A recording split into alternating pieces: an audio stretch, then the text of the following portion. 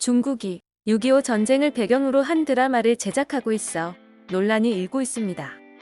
최근 방탄소년단의 벤 플리트상 수상 소감에 반발했던 중국에서 6.25 전쟁 관련 드라마를 만들고 있다는 소식이 알려져 화제를 모으고 있는데요.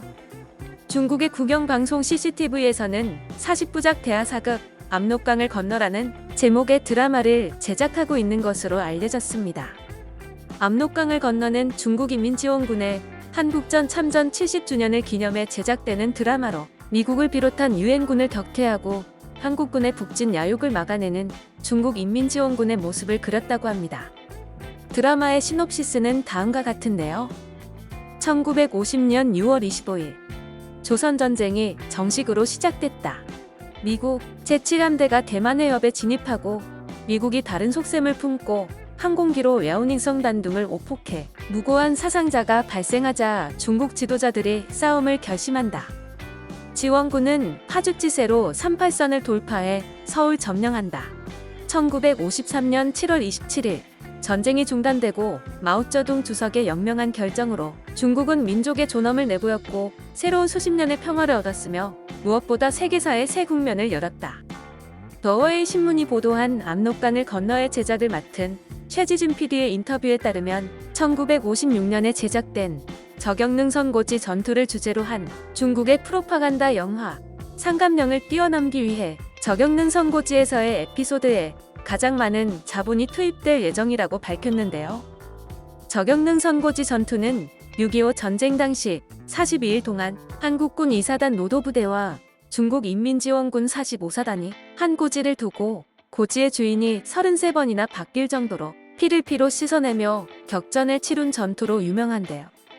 종전 후 결국 북한 지역으로 남은 곳이며 중국이 가장 신성시하는 6.25 전쟁 전투라고 합니다. 최지진 PD는 인민지원군이 어떤 마음으로 결전에 임했는지 널리 알리고 악랄한 한국군의 침공에도 용감히 투쟁해 만천여 명의 한국군을 사살하고 고지를 수호한 상감령 전투의 위협은 드라마의 절정을 장식할 것이라고 말했는데요. 저격능 선고지 전투 에피소드의 주인공은 저격능 선고지에서 214명의 연합군을 사살해 중국과 북한에게 국가영웅훈장을 받은 장다오팡이 될 예정이라고 합니다.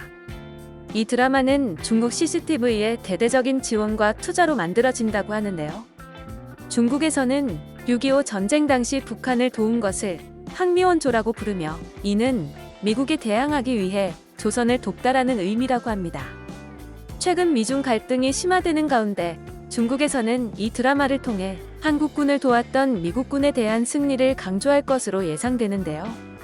이뿐만 아니라 중국에서는 6.25 전쟁을 배경으로 한 영화 우리의 전쟁이 10월 개봉을 앞두고 있다고 합니다. 오는 10월 25일이 중국의 6.25 전쟁 참전 70주년이기 때문인데요.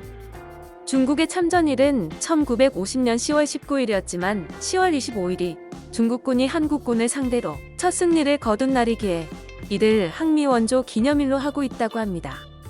이 소식을 접한 네티즌들은 일본도 일본이지만 중국도 전범국이나 마찬가지인데 반중운동이 별로 없는 게 신기. 악랄한 한국군의 침공이라고? 크크크. 아주 제대로 미친 새끼들이네. 악랄한 중공군의 침공이겠지. 이것들아 크크. 또 지랄한다. 중국 놈들. 저것들은 역사 왜곡 수준이 일본을 넘어서네. 저 주인공 개새끼가 죽인 214명은 한국군이랑 유엔군이겠지? 침공이라 쓰고 공격 당했다고 읽는 중국 놈들. 저놈들은 정이 들래야 들 수가 없네. 남의 나라 땅 쳐들어온 새끼들이 미친 소리 하고 앉았네. 한반도에서 전쟁해놓고 침공 이 지랄들이네 크크크. 벌레 같은 놈들 등 분노하는 반응을 보이고 있습니다. 지금까지 중국의 6.25 전쟁 드라마 제작에 일고 있는 논란에 대해 알아봤는데요. 영상을 유익하게 보셨다면 구독과 좋아요 부탁드립니다. 감사합니다.